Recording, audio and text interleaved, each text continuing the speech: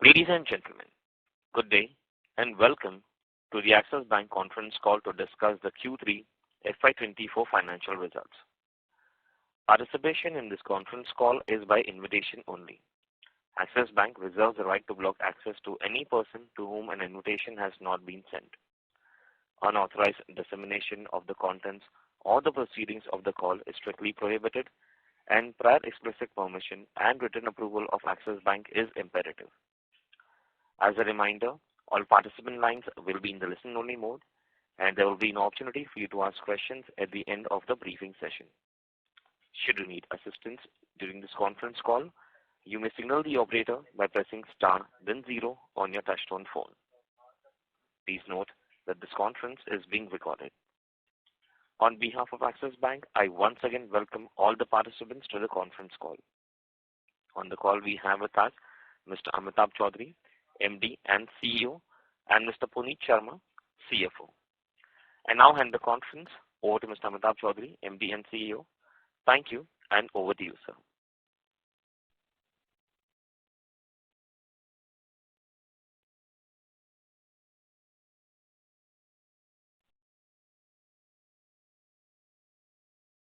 Sir, your audio is not coming. I believe you're on mute. Thank you, Nirav. Sorry, didn't realize I was on mute. Good evening and welcome, everyone. Wish you all a very happy new year. We have on the call Rajiv Anand, Deputy MD, Subrat Mohanty, ED, Manish Sharda, ED Designate, of course, Puneet Sharma, and other members of the leadership team. Over the last few years, we have set Axis Bank on the course of a predictable and sustained high performance guided by a GPS strategy, which is centered on our customers and our colleagues. We had the opportunity to highlight our execution rigor, distinctiveness, and differentiation at our Analysts Day in November 2023. The Indian economy continues with upward momentum in Q3 and remains a beacon of optimism globally. A mix of judicious and bold policy moves has placed India in a sweet spot, which bodes well for the sector in the medium term. In Q3 financial year 24, we in Axis delivered strong operating performance led by robust sequential growth across loan and deposits. Let me briefly highlight them. The bank has delivered an ROE greater than 18% for the last 6 quarters now, while maintaining a better credit profile as compared to the past, instilling confidence in its sustainability across economic cycles. The bank has organically net accreted 39 basis points of CET1 capital in 9 months financial year 24. On loan growth, all the 3 segments delivered strong sequential growth, with retail, SME, and corporate book gross of IBPC sold growing 5%, 4%, and 3% quarter-on-quarter respectively. On deposits, we have improved the quality of our granular franchise significantly, with our LCR outflow rates and CASA ratio being the best in class in the sector today, and our retail term deposit growth improving to 12-quarter high.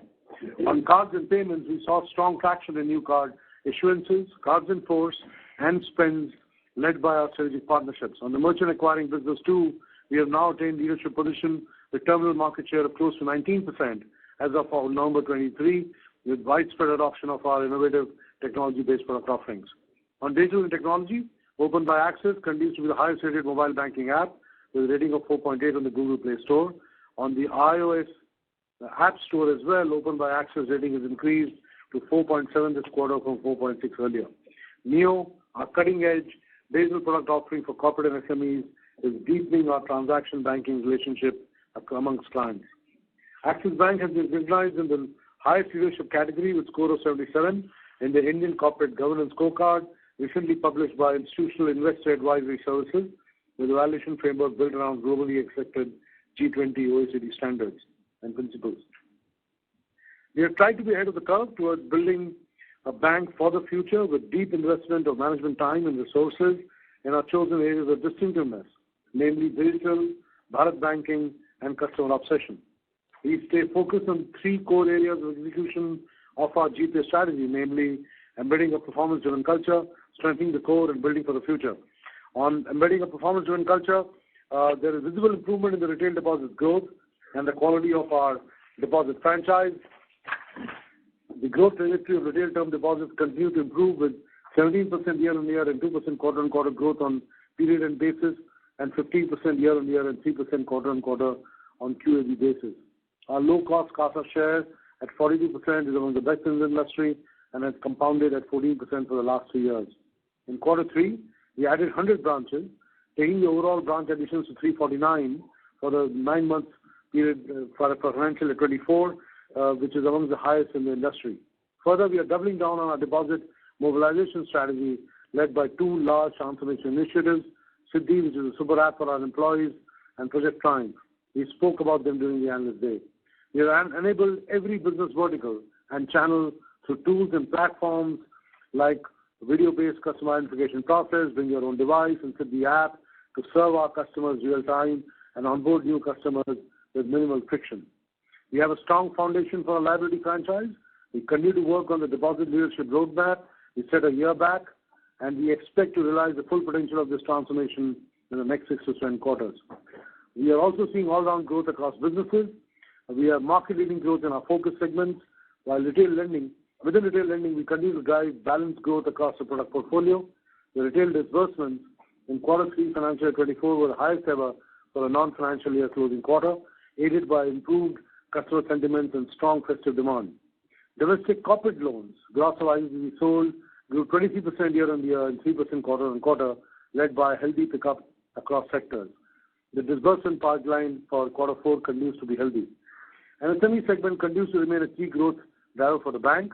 The combined portfolio of mid-corporate SMEs and small businesses grew 30% year-on-year and 5% quarter-on-quarter, and now constitutes 21% of the loan book, up 620 basis points in the last 3 years.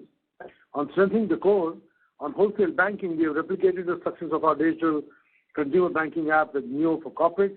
We have been on this journey for 2 years, and we now have a validation for the strong product market fit based on how quickly our clients have embraced it. On transaction banking APIs, we continue to see strong interest from corporates across industry segments, with 3.7 times growth in corporate onboarding, along with 7 times growth in transactions and 4.8 times growth in throughput. Neo for Business, our mobile-first transaction banking platform tailored for SMEs, continues to scale up in terms of customer onboarding. We saw an increase of over 25% in digital usage amongst these customers with the introduction of business banking specific features. We are in the process of rolling out a host of beyond banking features, which will include things like ERP integration, payroll, and inventory management. We have also rolled out Neo for Corporates, our internet banking proposition for large corporates, to all new customers, and we are in beta testing with existing corporate clients. With full rollout of the Neo, Axis remains on track to become the operational bank of choice for our wholesale banking clients. As far as building for the future is concerned, digital banking performance continues to remain strong. The opened by Axis Bank balance sheet had an increase of 48% in deposits and 86% increase in loans. We launched a new digital savings account proposition, Amaze, that provides customers attractive joining offers and spend-based rewards for a nominal monthly fee. We also launched and scaled new products, including FD for standalone credit card customers, US dollar FDs and Gift City for NRI customers, and new loan and insurance products on Open. Our bank-wide programs to build distinctiveness continue. Our bet on Bharat banking is growing from strength to strength. The quarter 3 financial year 24 disbursements are up 46% year-on-year. Rural advances are up 34% year-on-year, and deposits from Bharat branches are 11%, thereby aiding the PSL and profitability metrics. We have expanded our multi-product distribution architecture to 2,420 branches, complemented by 63,500 CST network and 80 partners across the industry. Our digital co-lending platform is live with 10 plus partners, and the volumes are growing 80% plus quarter-on-quarter.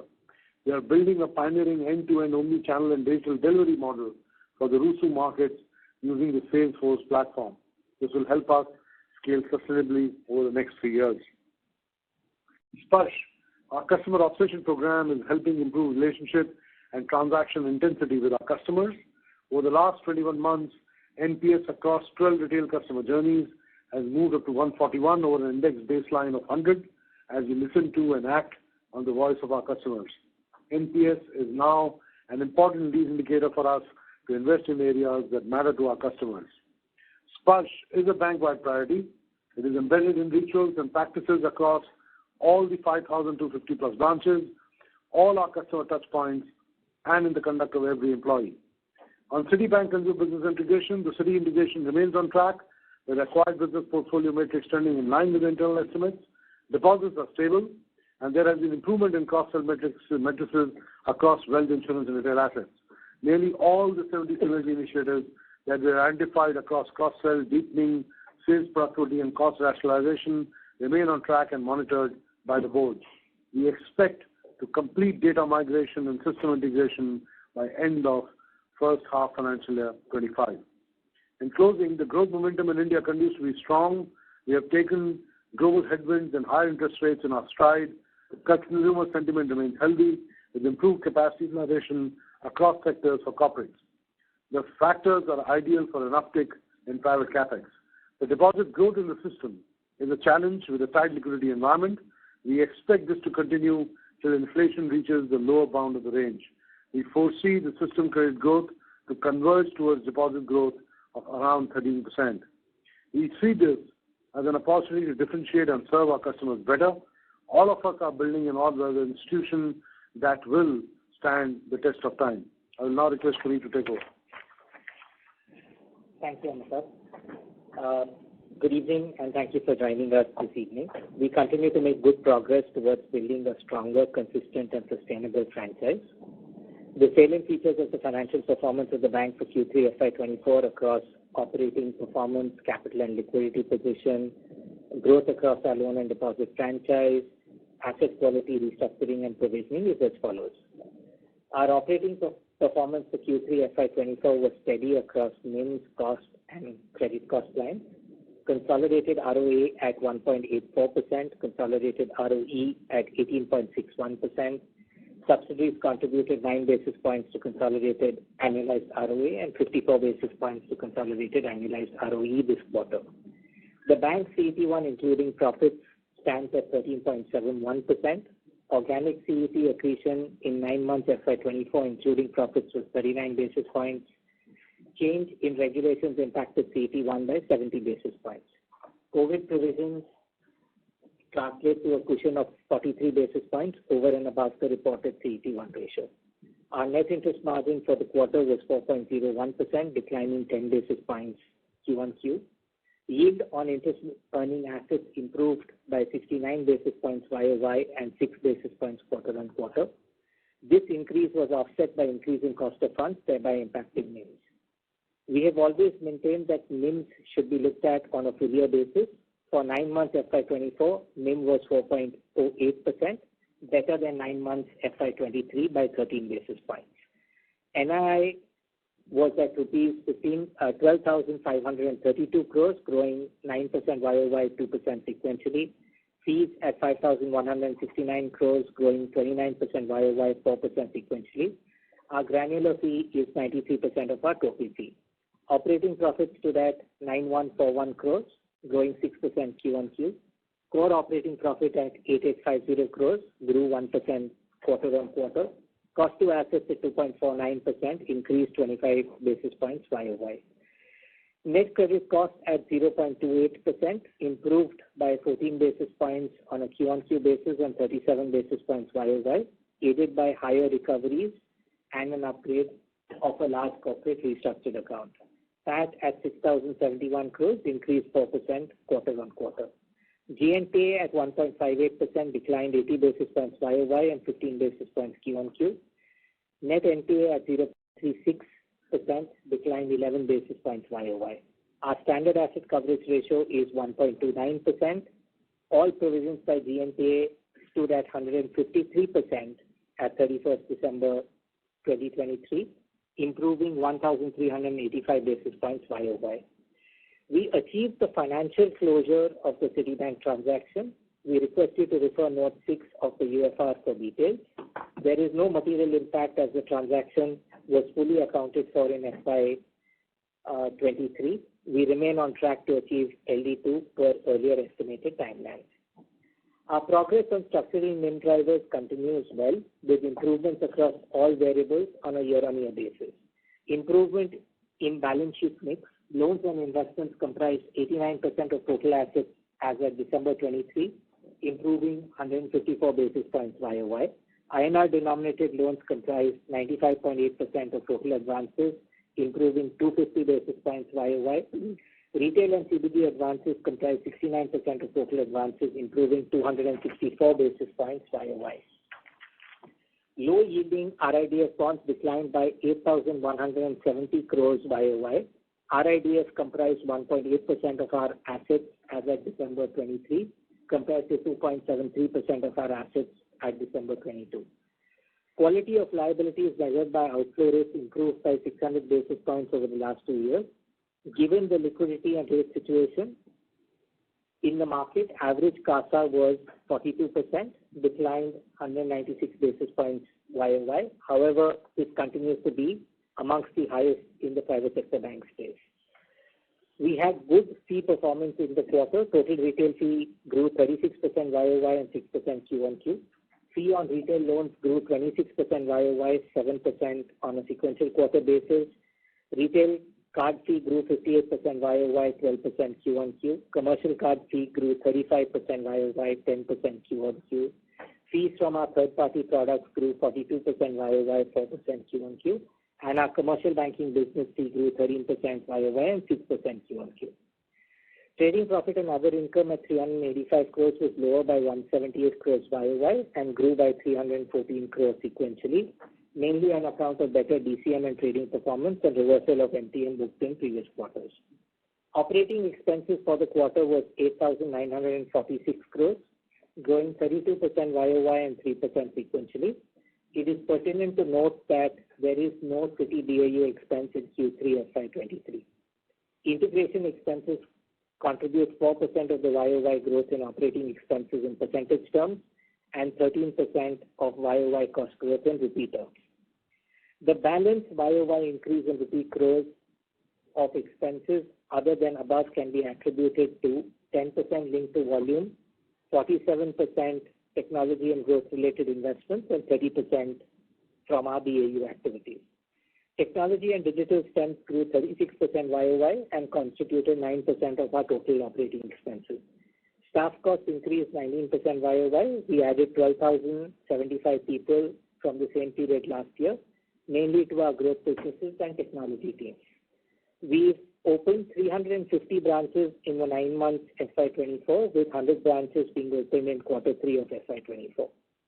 Q1Q increase in operating expenses is largely attributable to higher volumes. Provisions and contingencies for the quarter were 1,028 crores, lower by 28% YOY, but higher by 26% Q1Q. Adjusted for the prudent provision made for AIF investments, provision and contingencies for the quarter would be 847 crores, flat quarter on quarter. The bank has not realized any of its COVID-19 provisions, and this provision is entirely prudent. The cumulative non-NPA provisions as of December 31st, 2023 stood at 11,981 crores, comprising 5,012 crores towards COVID-19, restructuring provision of 587 crores, including unsecured retail being provided at 100% and the rest at first bucket NPA rates, standard asset provision at higher than regulatory rates of 2,216 crores, weak asset and other provisions of 4,166 crores. Moving to growth across our liability and loan franchise, we gained 20 basis points market share on a year-on-year basis across our deposit and loan franchise. Please refer slides 19 and 20 for details around the quality of our liability franchise and slides on our loan business. The bank sold IBPCs in the current quarter aggregating to 5,754 crores. Grossed up for IBPC sale, the QOQ loan growth was 4% and the YOY loan growth would be 23%. Total deposits on a QAB basis grew 18% YOY. Our CASA ratio on a QAB basis grew 13% YOY and 1% sequentially. Our loan book is granular, well balanced, with retail advances constituting 59% of overall advances, corporate loans at 31%, and CBG at 10%. 69% of our loans are floating rate. 48% of our fixed rate loan book matures in the next 12 months. Breakup of the floating rate loan book by benchmark type and MCLR repricing frequencies set out on slide 11 of our investor presentation. Our retail advances grew 27% YOY and 5% sequentially.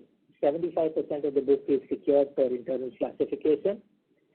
Q3 FY24 retail disbursements grew 47% YOY and 10% sequentially. Unsecured disbursements were 22% of retail disbursements for the quarter as compared to 25% in the previous quarter. Disbursement growth in home loans was 37% YOY, small business and auto loans 33% YOY, retail agri business 46% YOY, and personal loans at 61% YOY. Moving to our wholesale banking business, details of rating composition, incremental sanction quality is set out on slide 36 of our investor presentation. The domestic corporate loan book grossed up for IBPC sales grew 23% YOY and 3% QoQ. The offshore wholesale advances are largely trade finance related and primarily driven by our GIFT City branch.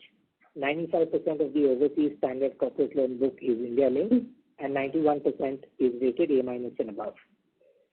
The commercial banking book grew by 26% YOY and 4% quarter on quarter. The quality of the CBG franchise we are building and the strong relationship-led approach is reflected through CBG new to bank book growing by 28% on a year-on-year basis, and 84% of our CBG loan book is PSL compliant.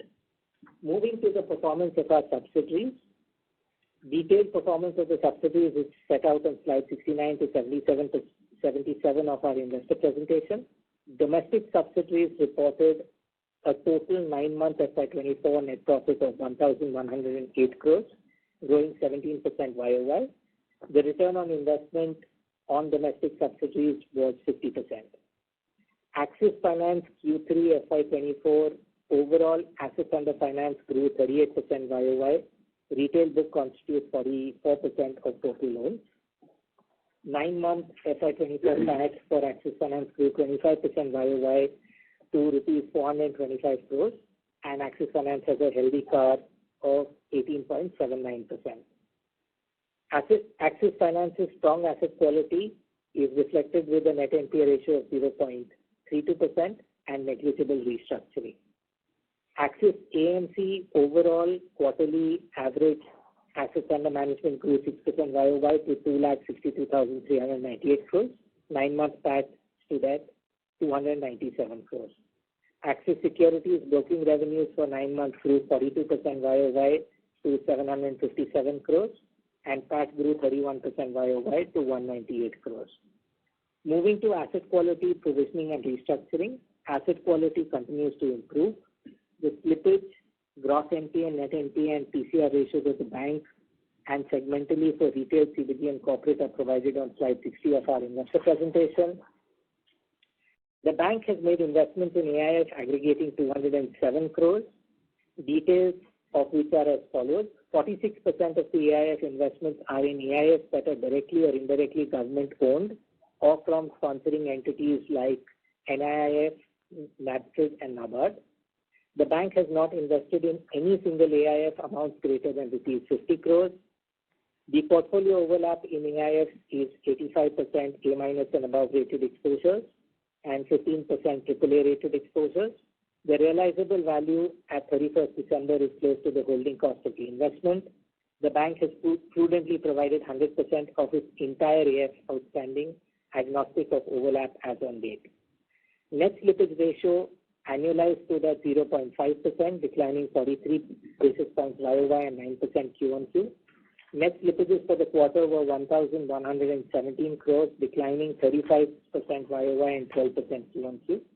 Net slippages segmentally were 1,988 in retail, 74 in our commercial banking business, and negative 945 crores for our WBCG business. Recoveries from written-off accounts for the quarter were 635 crores. Net slippages in the quarter adjusted for recoveries from written-off accounts was 482 crores, of which retail was 1542. Our CBG business was a negative 11 crores, and our WBCG business was a negative 1,049 crores. For the quarter, 35% of our gross slippages are attributed to linked accounts of the borrower, which were standard when classified or have been upgraded in the same quarter. To summarize the performance for the quarter, Axis Bank is progressing well to be a stronger, consistent and sustainable franchise. This is visible through organic CET1 accretion of 39 basis points for the 9 months FY24. Our COVID buffer of 43 basis points of overall capital adequacy, our overall coverage at 153% of GNPA, and limited restructuring of 0.16% of our gross customer assets. Consolidated ROE for 9 months FY24 was 18.86%, 82 basis points higher than 9 months FY23, an outcome of disciplined execution. The bank has ample and sufficient liquidity visible in an exit LCR of roughly 129%. Given the increased focus on the CD ratio as one of the multiple metrics to be tracked, deposit growth would be a key constraint to growth in advances in the short to medium term. We are well placed in the current macro environment. We continue to closely monitor geopolitical, inflation, liquidity, and cost of funds that impact our business. Thank you for your patience. We would be happy to take questions now. Thank you very much. We will now begin the question and answer session. Anyone who wishes to ask a question may press star and one on their touchtone telephone. An operator will take your name and announce it in the question queue. Participants are requested to only use handsets while asking a question. Ladies and gentlemen, we will wait for a moment while the question queue assembles. Participants, you may press star and one to ask a question. The first question is from the line of Chintan Joshi, individual investor. Please go ahead. Hi, this is Chintan from Autonomous. Can I just quickly get your LCR deposit number for reference? And then the question I have, your comment you made that deposit growth will be a constraint on growth overall. How should we think about this? Like, do you think, these tight liquidity trends will ease over the coming months, or, are we talking about a challenged deposit growth kind of outlook, not just for Axis, but for the other banks as well? And then related to that, what are the actions you can take on the asset side to offset some of these pressures? Thank you. I think you spoke about LCR at 118. The LCR where we are on an average for the quarter. Typically, if you see over the last 18 quarters, we've bobbed between 115 and 120. That is where we're quite comfortable, especially given the outflow rates that we have been able to sort of significantly improve over the last 3 years or so. It is a tight liquidity environment. I mean, while the policy rates are at 6.5%, you can see that overnight rates are closer to 6.75, and much of the curve is at 7% and beyond. That is the liquidity situation that we are seeing at this point in time. It will require intervention from RBI, and I don't think that intervention is going to come anytime soon. And so therefore, the pressure on deposits will continue as we go forward, which is therefore the point that Puneet makes, that how much we will be able to grow will be determined by how much we are able to grow on the deposit side. You would have noticed that thanks to all the initiatives that we had put together over the last many quarters, sweating the franchise, partnerships, technology like Siddhi, etc., have helped us gain market share, and I think that is a play that we will hopefully continue to play as we go forward. On the asset side, I think we'll have to get a balance between continuing to build a long-term franchise with our customers on one side, and being able to optimize for NIMs and ROE on the other side. And I think that is a balancing act that we will have to continue to play based on how liquidity and therefore deposits for us grows in the coming few quarters. Thank you. I was after the LCR retail deposit number, if you have that handy. Chintan, we will anyway be publishing that number as part of our Basel disclosures. You should see it on our website at some point in time later in the evening, please. Thank you so much. Thank you. Next question is from the line of Mahrukh Adajania from Nuvama. Please go ahead. Yeah, hi. I just wanted to check on bulk deposits. So the system liquidity got much tighter towards the end of the quarter. Would it be fair to assume that a lot of bulk deposits were mobilized towards the end of the quarter and the full impact on cost will be seen on the next quarter? That's my first part on deposits. And my second part is on any comments on LDR, given that everyone seems to be worried about the LDR. Of course, you did mention about the deposit challenge. And then some banks have admitted to RBI having discussed this one-on-one with them. So where do you see your LDR settling, say, by FY25, given the, any broad range? I know you don't give specific guidance, but. So, Mahrukh, this is Neeraj here. On your question around the bulk deposit pricing, I think bulk deposit pricing continues to be inching up steadily through the quarter. It's not just a quarter-end phenomena. As the system liquidity has remained tight and the overnight rates have inched towards the upper end of the corridor, it is kind of getting reflected in where the bulk deposit rates are and where the CD rates are, which are kind of very close to each other. I don't think this trend eases off anytime soon. In fact, Q4 being the last quarter of the year, we'll probably see this continuing. The main driver will be how the liquidity in the system plays out and how Reserve Bank sort of deals with the liquidity. So I think that the trend is kind of there. It will play out steadily over a period of time. No, my question was that were most of your bulk deposits mobilized towards the end of the quarter? We do it through the quarter, Mahrukh. Our deposit mobilization process continues through the quarter. There is no, in some senses, bunching up towards the end of the quarter as we are referring to. How we have moved away from this.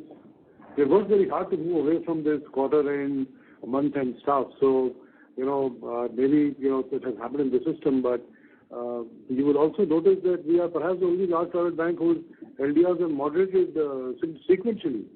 And I think you should give us credit for that. Also, we continue to have one of the best outflow rates in the industry, which will continue to be demonstrated even during this quarter. And as we have rightly pointed out, even on the LCR side, we have always operated within the 115 to 120 band. The movement is almost, has been within this band for last 18 quarters. So, talk about consistency in terms of how we have run the business and the liquidity coverage ratio through the cycle. So I think just please keep that in mind.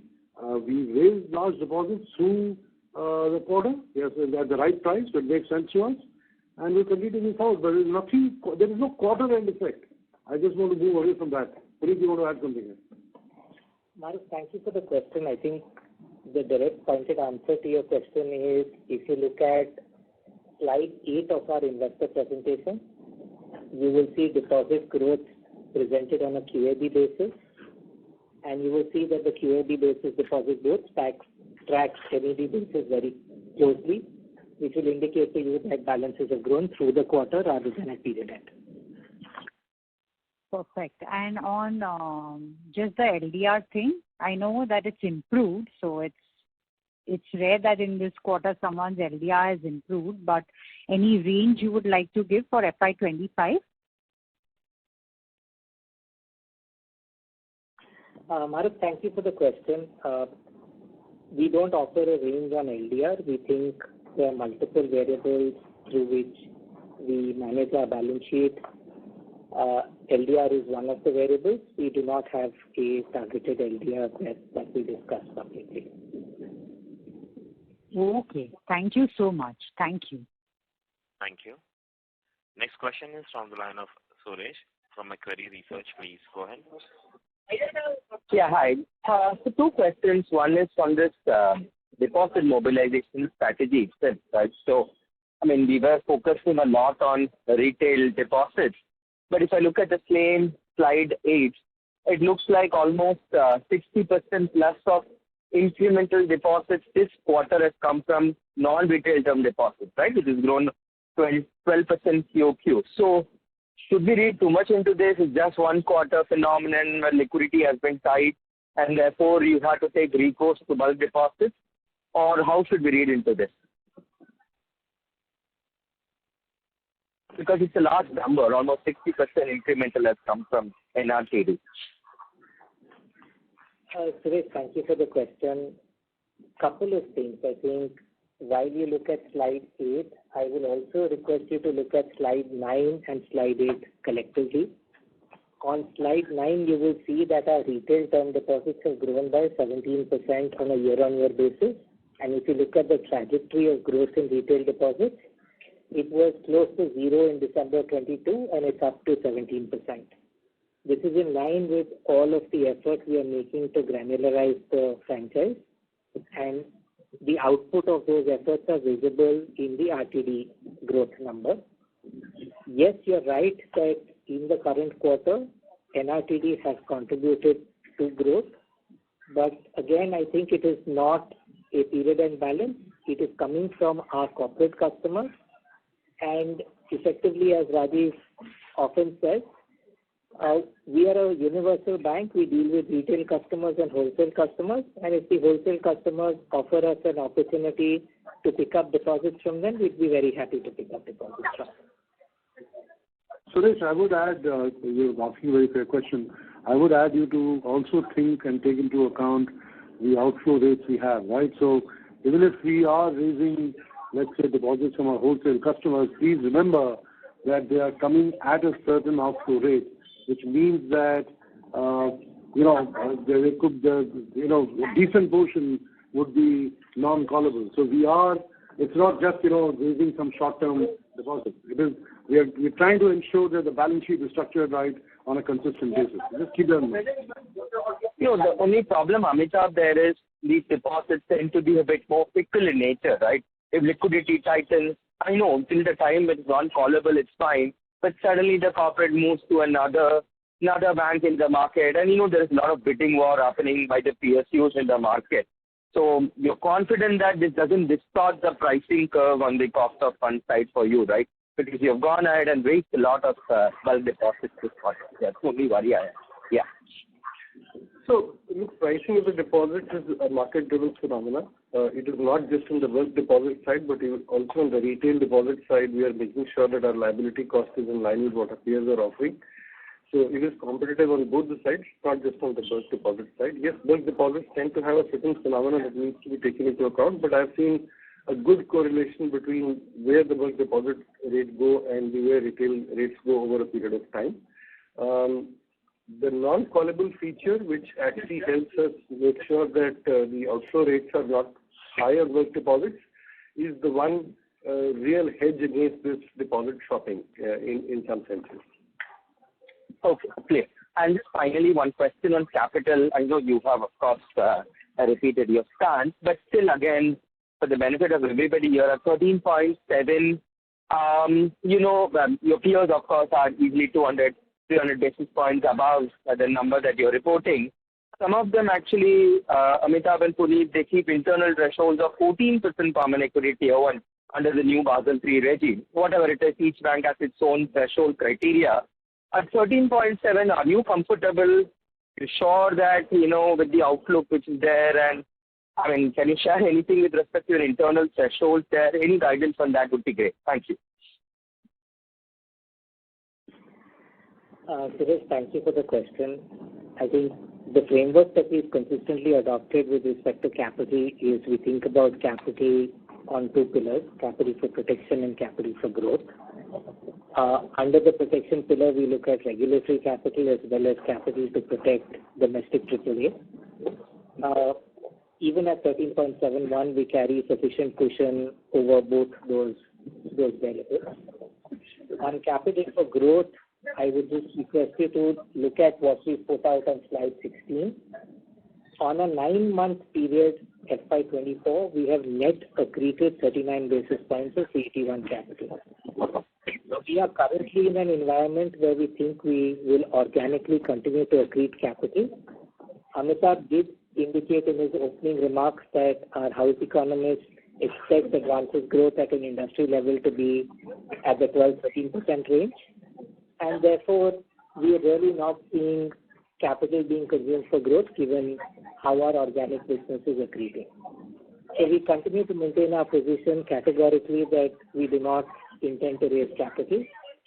I think to your question in reference to Basel III norms, the one request I would have is the risk weights under Basel III are very different from the regulatory risk weights. So what you're seeing as 13.71 basis regulatory risk weights would be different in the Basel III construct. Therefore, again, putting that layer onto your question, we still categorically maintain we do not need capital at the current stage and would not be there. Okay, thanks so much. Thank you. Next question is from the line of Pranav from Bernstein. Please go ahead. Hey, thanks for taking the question. Just had a question on your loan mix. You have continued to move towards the higher yielding segments.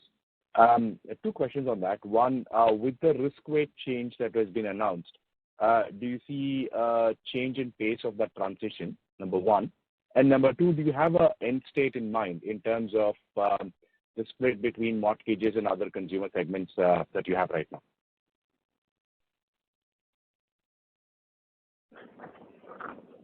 So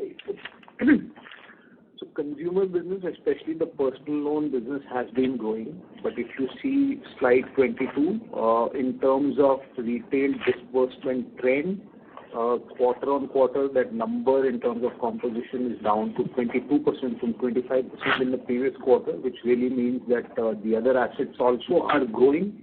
So we are kind of comfortable with that. As we earlier also said, we don't see any stress in the portfolio. The growth we see on the consumer loan side is a result of a few quarter effort in terms of transformation projects being run and a lot of partnerships scaling up. So that we intend to continue. The loan mix is in a desired state as we are progressing. Can you just repeat the second part of the question? Second part is more on a steady state mix that you're looking at. Are you at the steady state, or is there some more transition that you expect to happen?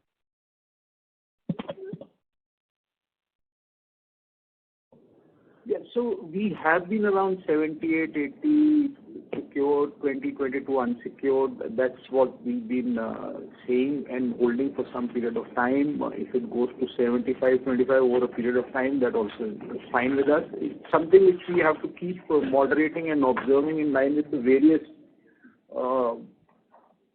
developments happening in the industry.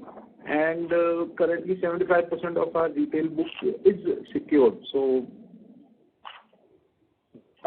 my question is more related to the mortgage growth. I think you've seen almost for several quarters now that growth has been muted.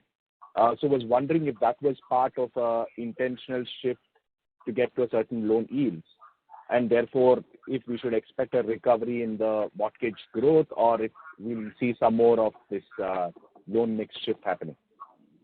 I think I mentioned in the previous call also that we are assessing every business based on risk-adjusted return on capital, and these asset classes stack up on that RAROC curve in a certain way, and whichever is higher on the RAROC curve within obviously defined limits, we will try to push that business more in comparison to the others.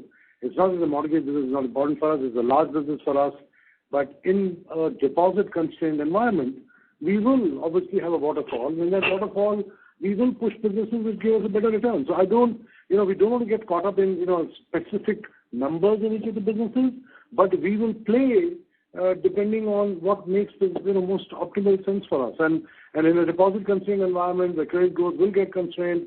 A lot of questions around LDR and so on and so forth.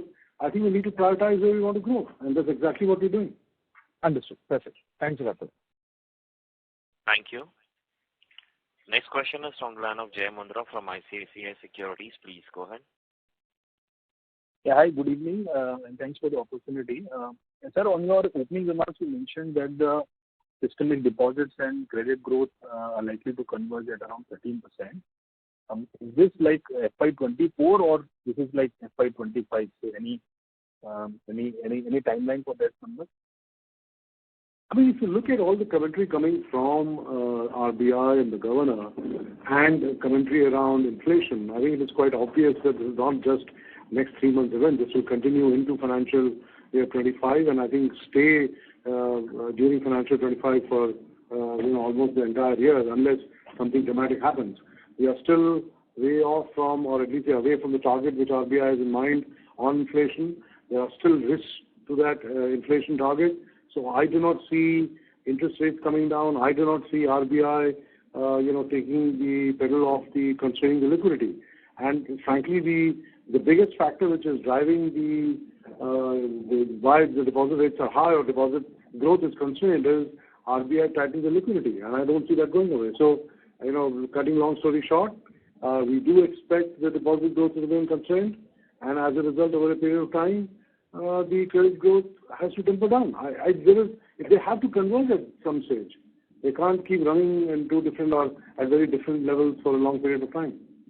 And this is not what we've been saying today. We have been saying this for quite some time also, quite consistently. Right.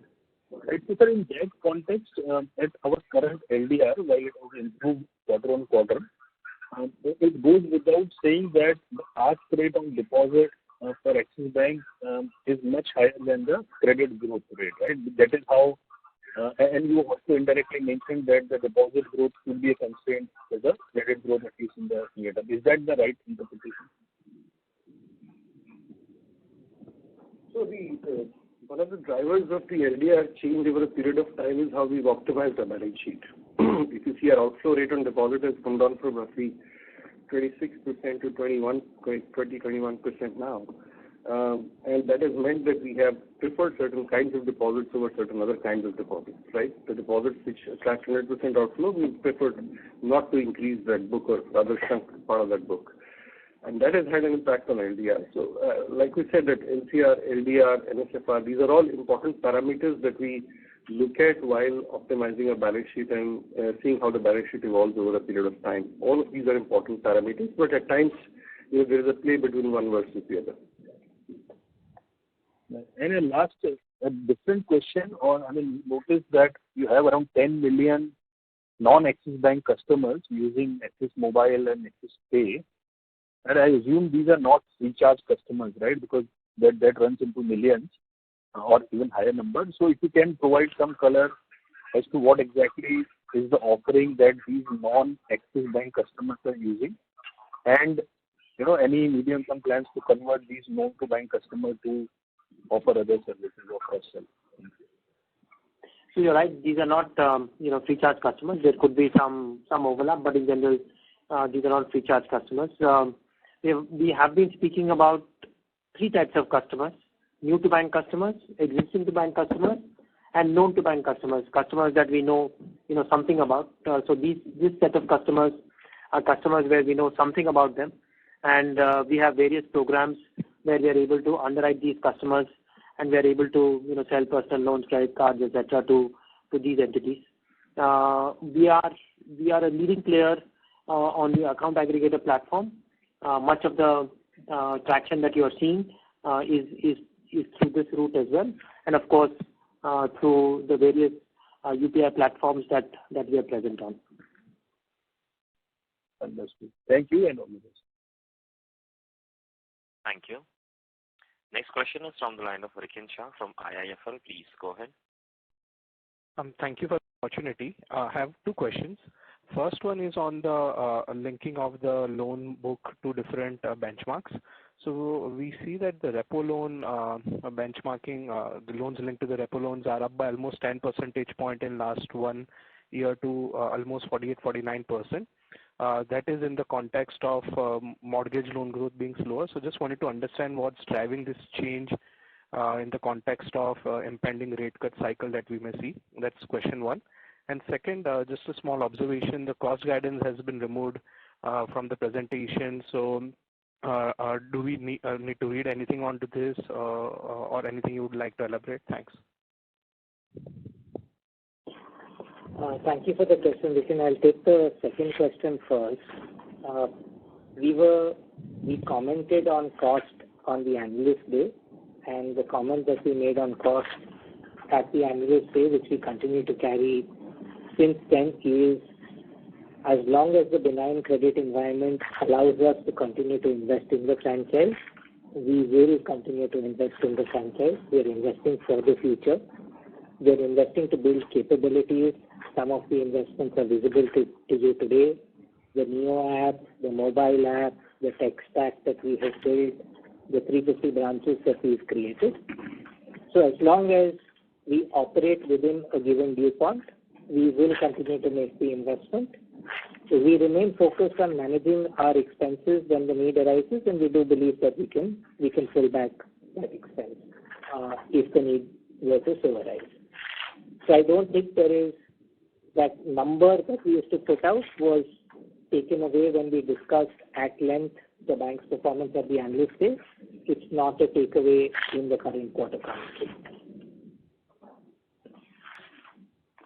Sorry, Rikin, can you give me context to your first question, please? Yeah. So we look at the loan book being benchmarked to different rates, and there the loans which are benchmarked at the repo rate, the share of those loans have increased by almost 10 percentage point from 38-39 to 48% now to the repo link. So given the impending rate cut cycle, first I wanted to understand as to what's driving this higher increase in the benchmarking to the repo. And second, does this mean that once the repo rate cut cycle kind of begins, the transmission of interest rate yields will now be faster, or would you kind of course correct before that? Firstly, we are not in the impending rate cut camp. So let me get that out of the way first. I think, as you know, that all of retail or much of retail and almost all of SME is repo linked, and therefore as that book grows, it continues to be repo linked. Over the last 1 year, we've also seen increasing use of repo rate on the corporate side for corporate loans, and that is driving that growth as well. So therefore, it is most of retail, almost all of corporate, all of SME, and some part of the corporate side, which is now repo linked. Understood. Fair enough. Thank you very much. Sorry, Rikin, I'll just supplement what Rajiv said. If you look at our December 22 presentation, 68% of our loans were floating rate. As at December 23, it's 69%, which is floating rate. So there isn't actually a movement. It's just a play between the benchmark types. And effectively, over a finite period of time, the benchmarks will have to behave similarly across a rate cycle. Sure. Thank you, Puneet. Thank you. Next question is from the line of Kunal Shah from Citigroup. Please go ahead. Yeah. Hi. Thanks for taking the question. So I'm not sure if you answered that because I missed some part of the conversation. But given that you always have been highlighting in terms of the growth targets, but now it seems to suggest that deposit is definitely a constraint. So would we still continue to grow at 4 to 6 percentage points higher than the system average when you are highlighting that loan and deposit growth would settle at 13%? Or does that also change given this steady ratio as well as the deposit constraint which is there? Boss, you're trying to hold us quarter on quarter. I think we continue to maintain our guidance that in the medium term we'll continue to be able to maintain that 400 to 600 basis point differential. We're not changing that. Sorry? We have said that we'll maintain the 400 to 600 basis point differential between industry and our growth rate. Don't hold us quarter to quarter, but yes, in the medium term, we believe that we can maintain it, and we are not changing it. Okay.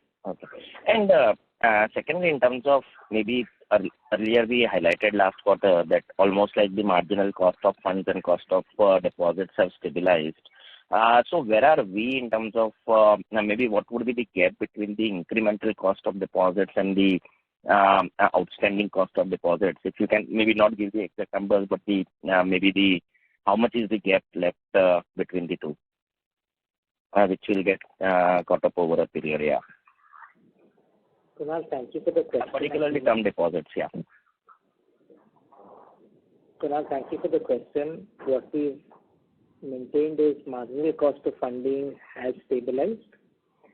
As long as the marginal cost of funding remains at where it has been for the last 4 to 6 months, we do expect our base deposit book to get repriced through quarter 4 and quarter 1 of the current financial year and a spillover into quarter 1 of the next financial year. Okay, got that. And any levers on the loan book side now available, given that unsecured pie is also coming up? Though this quarter we see sequential growth being strong in some of the high-yielding segments. Plus now RIDF is also down to almost like, say, 1.8 odd %, almost getting in line with or maybe much below where the other banks are. So maybe there were a couple of levers on the yield side, but what levers do we see now going forward on yields?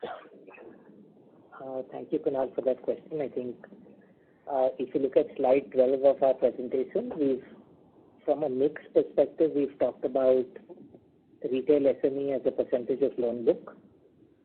We've talked about the INR, non-INR book, and those are the two observations that you are pointing out have gotten to the 69% and the 4.2% respectively. We also flagged off a third lever when we speak about our yield optimization journey, which is sub-segment shift within the wholesale business, which is still to play through. The other element is that if you look at our bank balance sheet, only about 14 to 15% of our advances are unsecured. So we do still have some play at a full bank level between secured and unsecured exposure as we move forward. So short answer to your question, yes, there are some levers that have been optimized, but there are other levers that we can still work through in the coming quarters and coming years. Okay, perfect. Yeah, thank you and all the best. Thank you. Next question is from the line of Saurabh Kumar from JP Morgan. Please go ahead. Hi, sir. Just one question. So on this wholesale credit side, so you've had a large recovery. So two things. One, can you help us with what is the quantum of the on the written off book? What is the quantum left? And how long would you expect this negative credit cycle? I mean, the recovery cycle in the corporate to last, negative net slippage in the corporate to last. Thank you. Saurabh, thank you for your question. I think if you look at slide 62 of our investor presentation, you will see a table that gives you the cumulative value of prudential write-off till date. The number at Q3 FY24 is 40,211 crores. Of this, how much is the corporate? The value over, sorry? Of this, how much is the corporate? We don't break this up between corporate and retail, but if I just give you context, 40,211 crores, this is cumulative value. We have been recovering against this value over a period of time. I think to your specific question on data point on what is corporate and what is corporate recovery likely to be, we have directionally commented to say that we do expect credit costs to move up. In the first stage, recovery from written off accounts will reduce. And over a period of time, we do expect credit costs to move up for the system and for us. All of us are operating below long-term through cyclical credit cost numbers. Hence, that's the trajectory that we expect to see over time. Okay. Okay. All right. Thank you. Thank you. Next question is from the line of Param Subramanian from Nomura. Please go ahead. Yeah, hi. Thanks for the opportunity. My question again is on deposits. So historically, we've pointed out in the past that we are strong in the government business, and one of the reasons for the tighter liquidity is government money going out of the system. So when that money comes back, are we better placed compared to the rest of the system? Any sort of gearing you'd like to highlight over there? Yeah, that's my first question. So you're right. Historically, we've had a strong relationship with the government at the central, state government, district, panchayats, right down to the beneficiaries. And we continue to leverage on those relationships. Increasingly, what the government wants is technology solutioning to be able to manage this flow from the consolidated fund of India all the way down to the beneficiary, and we've been providing to the various governments, various state governments, various departments of and ministries these solutions, and we have a significant market share among private sector banks as far as government business is concerned. The government is looking to get more efficient in terms of these cash flows. So in the long term, I think as much of these flows become more and more digital, the amount of float in the system will reduce. But I think that is not a problem that we will have tomorrow. But over a period of time, it could potentially sort of play out. But I think the point that you are making is that there is money lying with the government, and therefore there's liquidity tightening. I think to some degree, the way that the RBI thinks about liquidity is the liquidity pool that is lying in the banking system, the money that is lying with the government, because that government money will either come through in terms of salary payments at the beginning of every month, or payments to the state governments and for infrastructure spends, etc. So there is a bit of a lead lag as GST payments go to the government and some of these payments come through. I think one of the things that's been happening is revenue numbers for the government have been very strong, and so therefore their liquidity build-up has been quite strong. I do believe that, maybe for the next couple of months, as the code of conduct for the elections, which has now pretty much been announced for April 16th, begins to kick in, there may be some slowdown in terms of government spending, but all that will come through as we go forward. Perfect. That's really helpful. But could you provide any, say, numbers in terms of market share? You did highlight that you have a significant market share, but market share or, say, percentage of your total deposits, say, contributed by the government business? Sorry, can you market share? Any numbers on the market share? You highlighted your market share in government deposits is higher. So any numbers you can give over there? Yeah. We don't have. One of the problems that you will always face is that there is no public data around this. So we know some of these numbers because of some of the work that we've done and some anecdotally. So not comfortable sharing that number. Okay, no problem. And my other question is on repricing. So what are the price actions we have taken on unsecured retail and as well as loans to NBFCs, post the RBI increase in risk weight? Yeah, those were my questions. Thank you.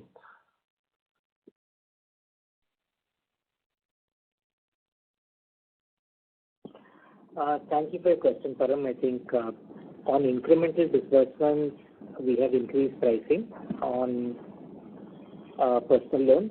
Obviously, you would appreciate that it is a competitive market space, and therefore how much you can pass through to the customers depends on market conditions. But we have increased pricing on the loans, and we're seeing a better yield come through on our PL portfolio and incremental disbursements. The back book is entirely fixed, so we're not likely to see that repriced when it gets repaid. On NBFCs, we are in the process of passing on the rate hike to the NBFCs. It's a function of when the loan is due for repricing. But we have seen a marginal uptick in gross yields on our NBFC book this quarter compared to the last quarter. Perfect. Thanks, Puneet. Just one more question, if I can squeeze in. So, did I catch it correctly that you are not going to be held to the 2.1% cost to assets exit ratio that you are guiding to, say, by end of FY25? So that is not something we are looking at currently, is it? Param, what I said is, if the environment permits us to invest, we would like to invest for the future. That's what I had said when we did our analyst day. Given the benign credit environment, we would like to continue to build the franchise for the future, as long as we can deliver in and around our aspirational ROE metric. Okay, got it, Puneet. Thanks a lot. All the best to the team. Thank you. Thank you. A request to all the participants, please restrict to 2 questions per participant. If time permits, please come back in the question queue for a follow-up question.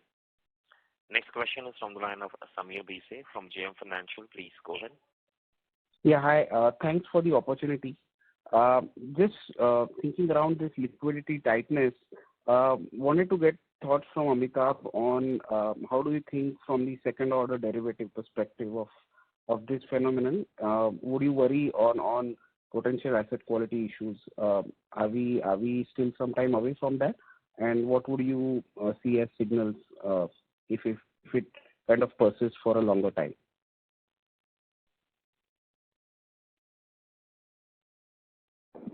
Well, it's difficult to predict at this stage. I think if given where the Indian banking system is, where the consumer sentiment is, yes, and the way the regulator is watching the matrices so closely and so actively, I do not see the second order impact coming through, in any big or significant way.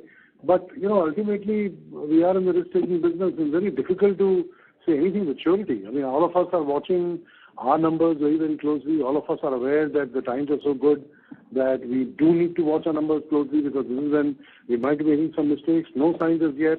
But will this potential, tightening situation, pricing might lead to a second order impact? Only time will tell. I can only assure you, at least from Axis Bank perspective, we are looking at everything possible we can very, very closely and trying to assess if there is any signal out there which could be telling us that things could be going south in some form or shape.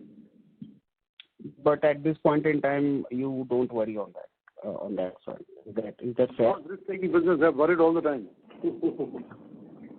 Thanks. And just quickly, can I have a breakup of the gross slippages across businesses?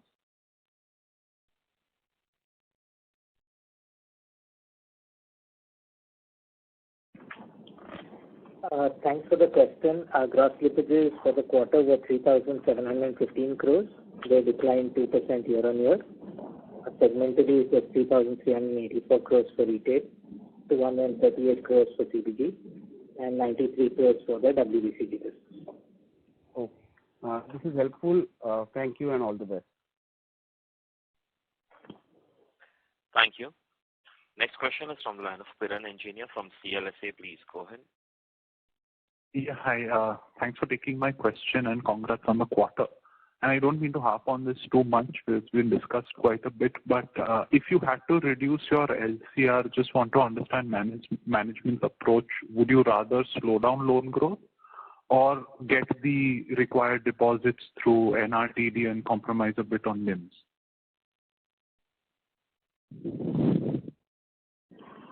Thank you for the question, Piran. I don't think there is one answer to that question. It is not a choice of either or.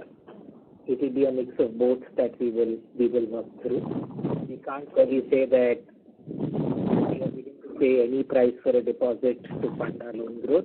And similarly, we are not saying that if deposits are far too expensive, we will not grow at all. We operate in a model where we will optimize both variables.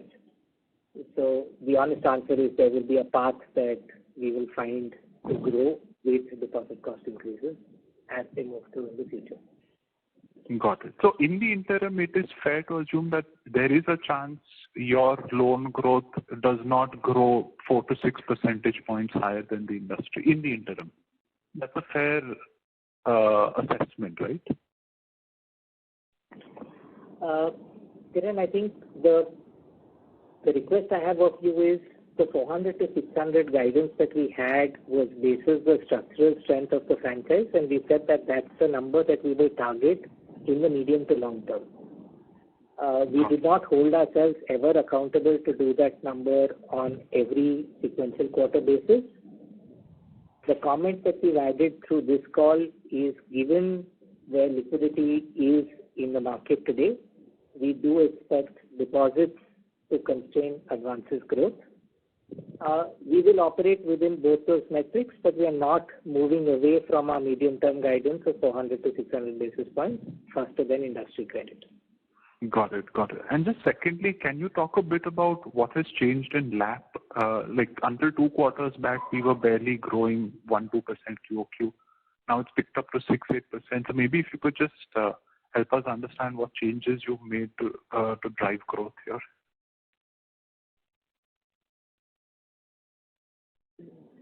So, again, LAP growth is an outcome of some of the transformation projects which we have been running. During the last 12 months also, LAP was outgrowing within the mortgages business. This year, we've seen a lot of stuff come together in terms of delivering the growth which we are seeing. Portfolio quality remains strong, so we expect this growth to continue. So it's like improved turnaround time, done more, something would have changed that we haven't. We can't hear you clearly. Oh, sorry. I meant, have we improved, like, say, our turnaround time? Have we added distribution or new partners? Something would have changed that it picked up pretty smart. It's a mix of everything. We've added partners, turnaround time has improved, our channel management has gotten stronger, sourcing from branch has increased, we've gotten deeper distribution into our rural Bharat banking branches. So it's a host of initiatives across the board which we've been working on, and that's what has resulted into this outcome. Got it. Okay, that's useful. Thanks and all the best. Thank you. Next question is from the line of Shubhranshu Mishra from PhillipCapital. Please go ahead. Good evening, sir. Thank you for the opportunity. Got a couple of questions on the credit card piece, which is on slide number 22. So when we say that 52% is ETB and 33% is known to bank, this entire 33% known to bank is coming from the Flipkart co-brand. That's the first part that I wanted to understand. And also the definition of known to bank. The second part is, what is the mix of revolvers, EMI, and personal loans here in the and transactors here in the mix? And what would be the ballpark ROA that we make on a steady-state basis in this business, in the credit card business? Thanks. Yeah, sure. Thanks for your question. This is Arjun here. So I'll try and cover all of it. KTB refers to known to bank, which is a set of customers where we have some information about them, but it's not exactly a customer who has an existing some other product of the bank. May not be a SAR account, may not be a loan, but they do in many cases come from our partners where we have compliant data sharing arrangements which allow us to get a better insight about that customer. No, all of them do not come from Flipkart. We have a similar arrangement with multiple partners. As you know, we've got partnerships with Airtel, we've got partnerships with Samsung, we've got partnerships with Google, and also Flipkart. So it's a mix of partners. We do not share, unfortunately, portfolio-specific and segment-specific metrics at the third level, such as EMI and revolve rate. But suffice it to say that the broad trends we have seen in the past continue to hold out this quarter as well. I'm not sure I can say much more than that. Your third question I couldn't quite catch. Would you mind repeating that, please? What would be the ballpark ROA of the credit card business on a steady-state business? Steady-state business, not like in this quarter or quarter gone by. That's yeah, no, that unfortunately is something we can't share at the product level. But we do track it, but we can't share it at the product level. I'm sorry. Right. If I can just, in that case, just even one last question. What is the absolute dollar value of the cost of acquisition for existing to bank, a known to bank, and an absolute open source customer? This is a product-wise, segment-wise question, and again, we can't share that level of granularity in terms of the metrics. No issue, sir. Best of luck. Ladies and gentlemen, we will take that as the last question. I will now hand the conference over to Mr. Puneet Sharma for closing comments. Thank you, Neerav. Thank you, everyone, for taking the time this evening to join us. If there are any questions that remain unanswered or there are follow-on questions, please feel free to reach out to Abdeep and our IR team, and we'd be happy to pick them up. Thank you and have a good evening. Thank you very much. On behalf of Axis Bank, that concludes this conference. Thank you for joining us. You may now disconnect your lines. Thank you.